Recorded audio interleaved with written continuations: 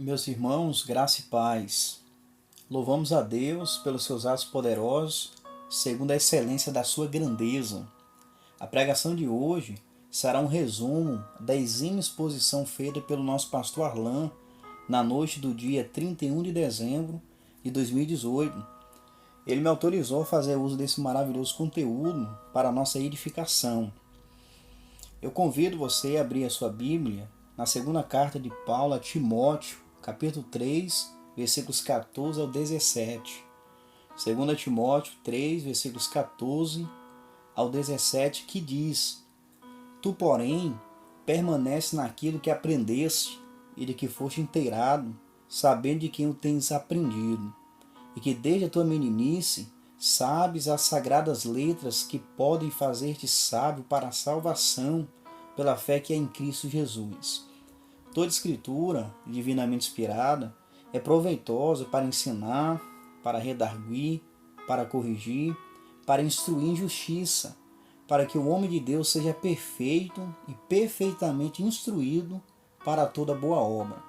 Palavra de Deus. O assunto dessa passagem diz respeito à permanência na palavra de Deus. Paulo fala para Timóteo permanecer na palavra que ele foi inteirado desde a sua infância e cujo proveito era amplo. Essa carta foi a última escrita pelo apóstolo Paulo. Nessas alturas, já ancião, ele estava preso em uma masmorra romana, lugar frio, úmido, escuro e insalubre, na antessala do martírio, prestes a ser decapitado. Mas mesmo nessa situação tão melindrosa, ele escreveu para o seu colaborador Timóteo com alguns propósitos que são coletados na própria carta. Ele escreveu para expor seus sentimentos e anelos e, sobretudo, ele almejava que Timóteo se mantesse firme no Evangelho e que resistisse aos seus opositores. E as instruções dadas a Timóteo nessa carta podem ser resumidas da seguinte maneira. No capítulo 1, Timóteo deveria guardar a palavra. No capítulo 2, Timóteo deveria sofrer pela palavra. No capítulo 3, Timóteo deveria permanecer na palavra. E no capítulo 4, ele deveria pregar a palavra. Vocês perceberam como tudo gira em torno da palavra de Deus? E nessa passagem que lemos, Paulo destaca duas coisas a Timóteo. Primeiro, Paulo exorta Timóteo a permanecer na palavra. Verifica o início do versículo 14, por gentileza. Tu, porém, permanece no que aprendestes. A maneira que Paulo inicia é muito interessante. Tu, porém. Da mesma forma que ele havia dito no versículo 10, com um pronome enfático. Timóteo é contrastado, separado das pessoas descritas nos versículos 1 ao 9. Ele é distinto. E Paulo continua dizendo: permanece naquilo que aprendesse. Esse verbo permanece expressa um mandamento, uma ordem. O apóstolo de Cristo estende uma prescrição ao seu filho na fé, Timóteo. Ele deveria continuar, permanecer fincado, consolidado naquilo que ele aprendeu. Paulo está ordenando a Timóteo a que permanecesse naquilo que ele havia aprendido. Isso pressupõe que ele já estava na palavra, como veremos a seguir. Mas o que levou o apóstolo a dar uma ordem dessa natureza para o seu cooperador? Timóteo, irmãos, estava sofrendo pressões e oposições, e por isso estava sendo tentado a se envergonhar do testemunho de Cristo, o que levou Paulo a encorajá-lo e ordená-lo a persistir no Evangelho. Muitas são as pessoas que, no momento das vicissitudes da vida, das perseguições, ignoram a palavra de Deus. Alguns dizem que a Bíblia não é suficiente para nortear suas vidas, inclusive no momento de adversidades. Mas para você que provou que o Senhor é bom, que foi regenerado pela palavra viva, que é um genuíno cristão mediante a graça de Deus, mesmo sob pressões e aflições, você deve permanecer na palavra de Deus. O crente deve estar focado nas Escrituras. Em João capítulo 8, versículo 31, João escreveu: Jesus dizia, pois, aos judeus que criam nele: se vós permaneceis na minha palavra, verdadeiramente sereis meus discípulos. Vocês perceberam? Vocês notaram? Os verdadeiros discípulos de Cristo são aqueles que permanecem na sua palavra. No livro de Atos, capítulo 2, versículo 42, lemos sobre como os recém-plantados na fé, os recém-conversos, passaram a viver tão logo creram. O texto diz: e perseveravam na doutrina dos apóstolos, e na comunhão, e no partir do pão, e nas orações. Os irmãos receberam a palavra de bom grado, no versículo 41, e perseveraram nela, no versículo 42. Você que me ouve nesse momento, não desvalorize a palavra de Deus. Seja um praticante assíduo dela.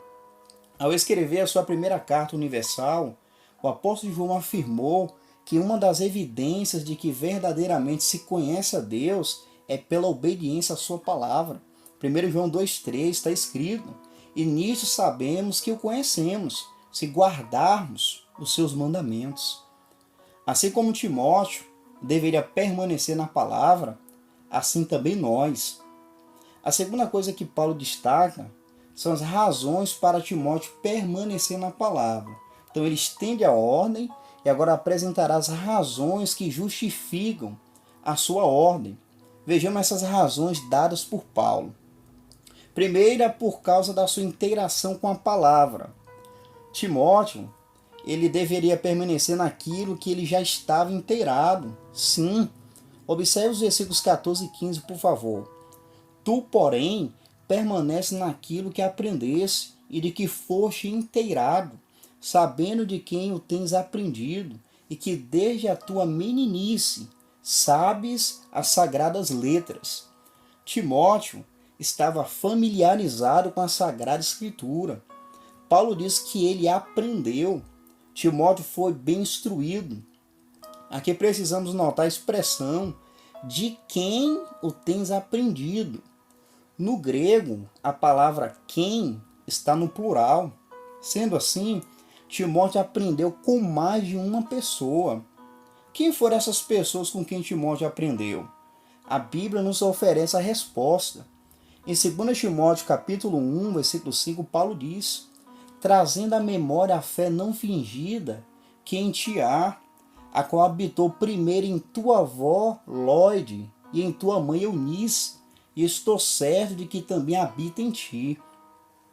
A sua mãe e a sua avó estavam empenhadas em instruir Timóteo desde a sua meninice, desde novo.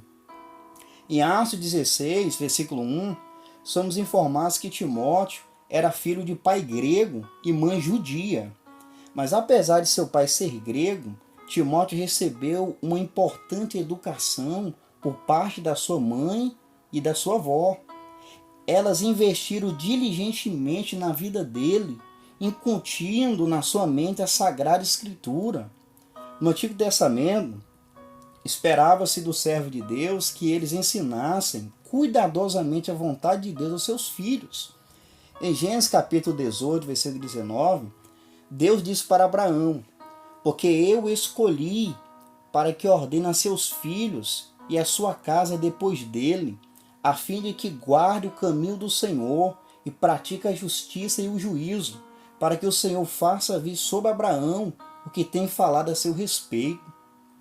Em Deuteronômio capítulo 6, versículos 4 ao 7, Deus mandou Moisés dizer aos israelitas: ouve, Israel, o Senhor nosso Deus é o único Senhor. Amarás, pois, o Senhor teu Deus de todo o teu coração, e de toda a tua alma, e de todo o teu poder.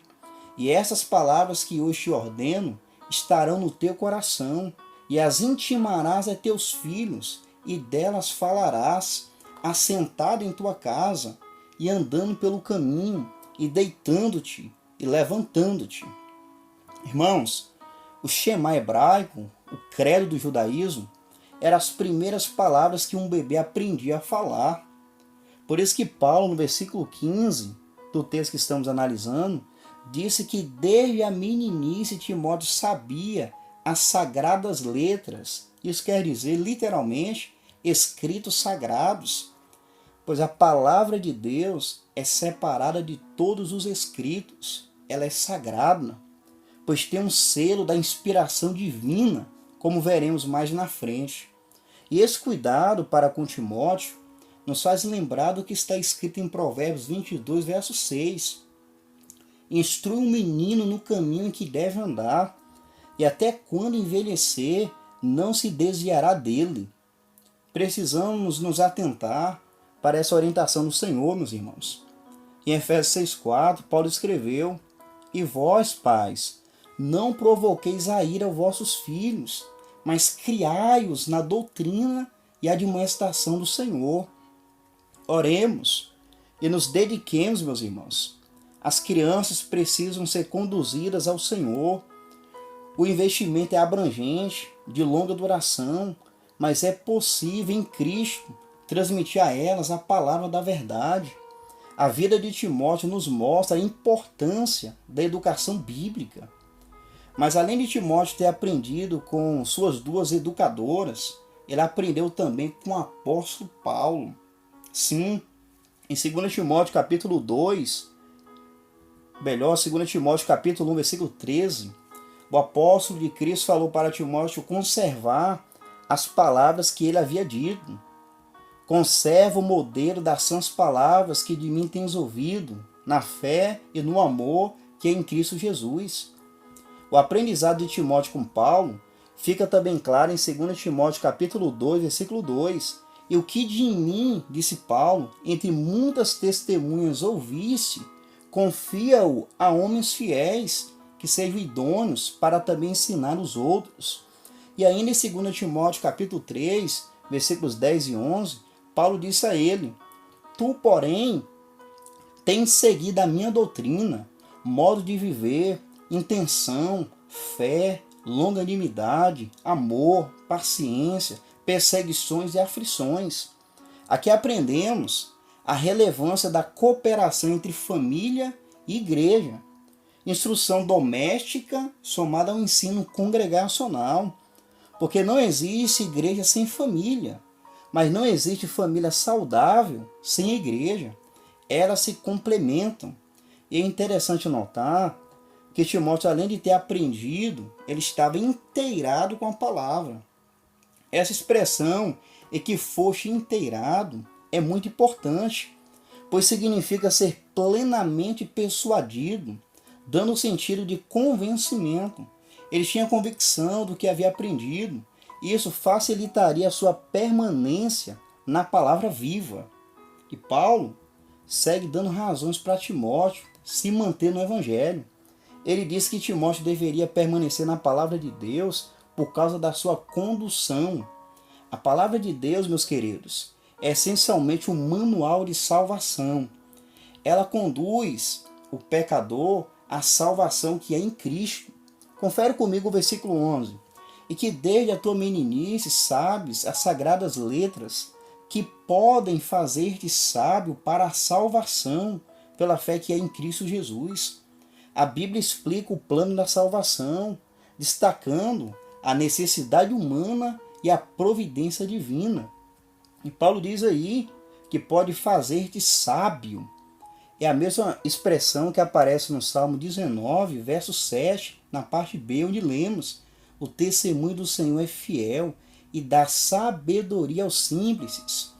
Quando Paulo disse para a salvação pela fé que é em Cristo Jesus, ele enfatiza que a palavra de Deus é a fonte de toda a inteligência espiritual e conduz à salvação quando Cristo Jesus é recebido pela fé.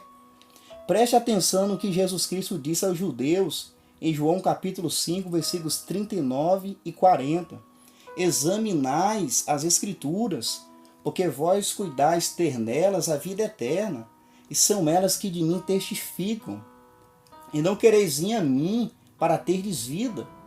As Escrituras testemunham do Senhor e Salvador Jesus Cristo. E como Paulo diz em Romanos 10, 17, de sorte que a fé é pelo ouvir, e o ouvir pela palavra de Deus. Mas Paulo apresenta outra razão para Timóteo permanecer na palavra, que era por causa da sua origem. Sim, observem, Paulo mostra que a palavra é proveniente de Deus. Leia o versículo 16 na parte inicial. Toda escritura divinamente inspirada. Primariamente, essa expressão toda escritura refere-se às escrituras do Antigo Testamento, mas também abarca todo o Novo Testamento.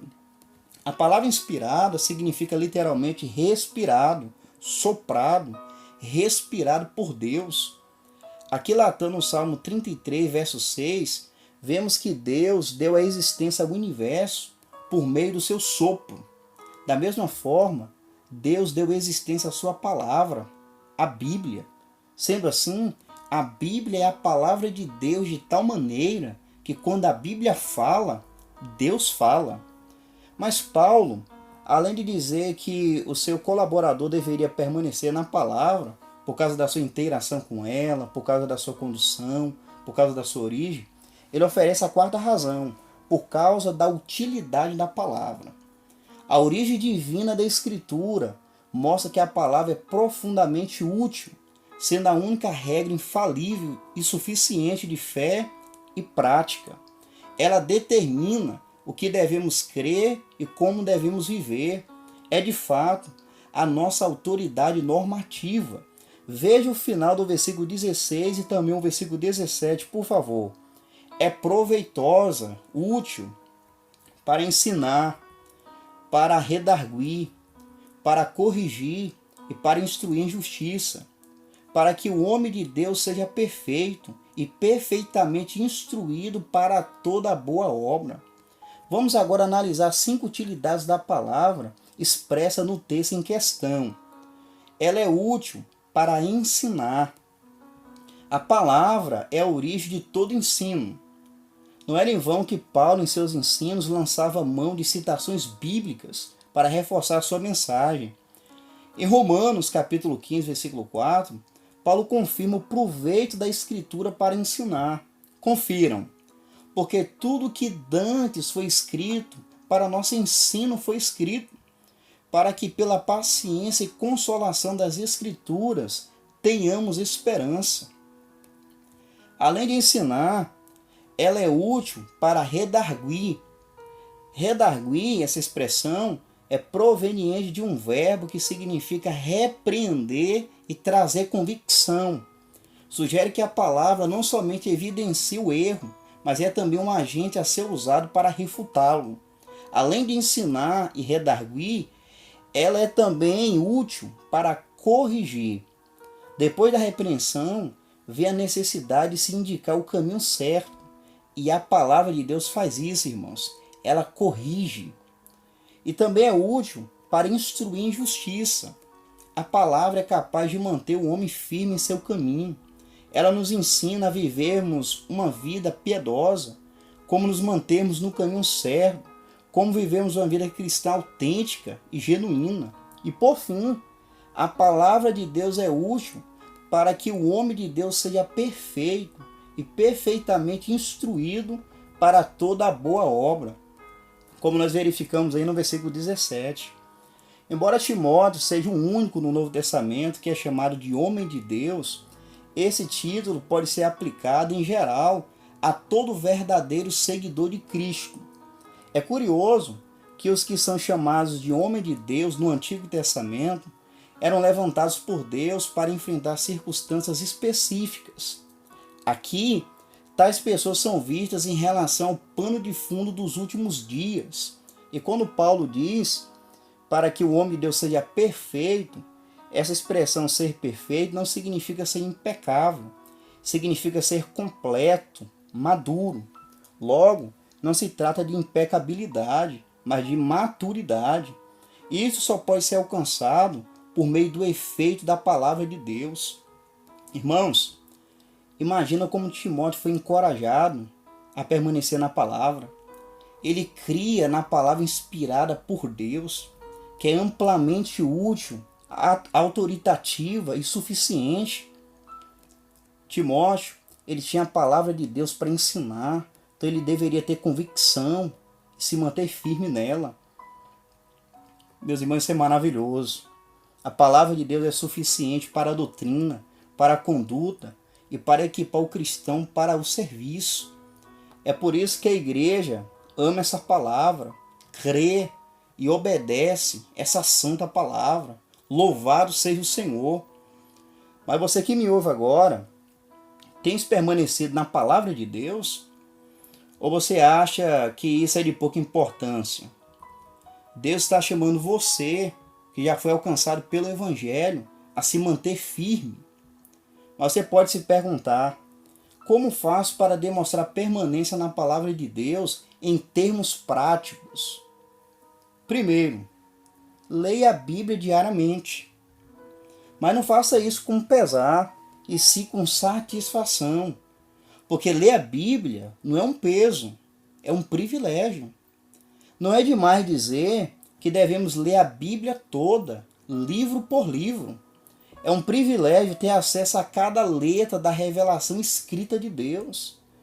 Esse é um passo essencial para se manter na palavra de Deus.